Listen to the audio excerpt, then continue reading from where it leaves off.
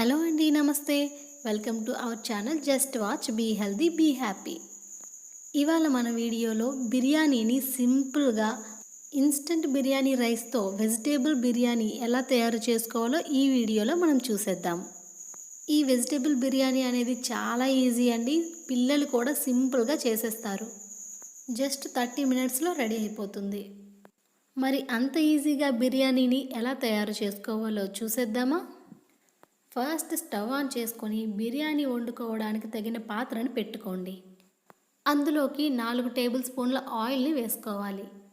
తర్వాత కొద్దిగా జీలకర్ర, నిలువుగా కోసి పెట్టుకున్న 8 పచ్చిమిర్చి, 2 రెబ్బలు కరివేపాకు వేసుకుని పచ్చిమిర్చి పచ్చివాసన పోయేదాకా వేయించుకున్నాక కాస్త పెద్దగా కట్ చేసి పెట్టుకున్న 4 ఉల్లిపాయలు, కచ్చా పచ్చాగా దంచి పెట్టుకున్న అల్లం వెల్లుల్లిని వేసుకుని బాగా మిక్స్ చేసుకోవాలి.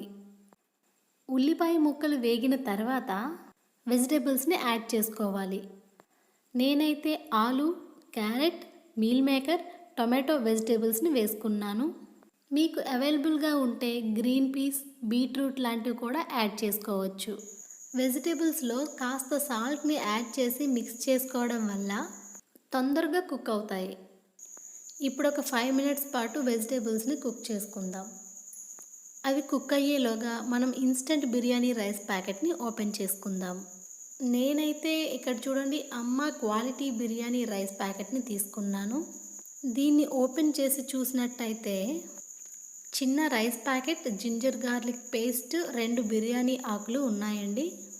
అయితే నార్మల్గా మనం బిర్యానీ చేసుకున్నప్పుడు మిరియాలు, లవంగాలు, దాల్చిన చెక్క ఇలాంటి సుగంధ ద్రవ్యాలని యాడ్ చేసుకుంటాం కదా, వాటి అవసరం ఏమీ లేకుండానే ఈ ప్యాకెట్లో పౌడర్ రూపంలో చేసి యాడ్ చేసి ఉన్నాయన్నమాట. చూడండి పౌడర్ లాగా క్లియర్గా కనిపిస్తోంది. సో ఈ రైస్ని నేను బిర్యానీ కోసం వాడుతున్నాను. వెజిటేబుల్స్ అన్నీ ఈ పాటికే కుక్ అయిపోయి ఉంటాయి. ఒకసారి మూత తీసి బాగా మిక్స్ చేసుకున్నాక బిర్యానీ రైస్ని యాడ్ చేసుకోవాలి. ప్యాకెట్లో కరెక్ట్గా 1/2 లీటర్ రైస్ ఉందండి. నేను లీటర్ నీళ్లు వేసుకుంటున్నాను. అలాగే వీటితో పాటు ప్యాకెట్లో ఇచ్చిన ఆకులు, కొద్దిగా జింజర్ గార్లిక్ పేస్ట్ని యాడ్ చేసుకుంటున్నాను.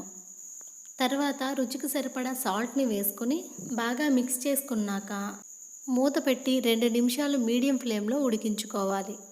ఇలా నురగ వస్తూ ఉడుకుతున్నప్పుడు ఫ్లేమ్ని సిమ్లోకి టర్న్ చేసుకుని మూత పెట్టుకొని 15 to 20 మినిట్స్ ఉడికించుకోవాలి. 20 మినిట్స్ తర్వాత మూత తీసి చూస్తే బిర్యానీ అంతా కుక్ అయిపోయి ఉంటుంది. వావ్, చూడండి రైస్ అయితే మెత్తగా పర్ఫెక్ట్గా ఉడికింది. మీల్ మేకర్ అనేవి తేలికగా ఉంటాయి కాబట్టి పైకి వచ్చేసాయి. కాబట్టి బిర్యానీ మొత్తాన్ని ఒకసారి కలుపుకుందాం. చూడండి విడివిడిగా స్మెల్ అయితే చాలా బాగుంది. మన simple and easy recipe instant biryani రైస్తో చేసిన వెజిటేబుల్ బిర్యానీ మీకు నచ్చినట్టయితే ఒక లైక్ చేసి మీకు తెలిసిన వారికి షేర్ చేయండి.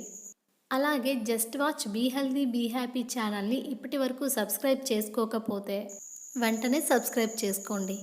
Thank you for watching.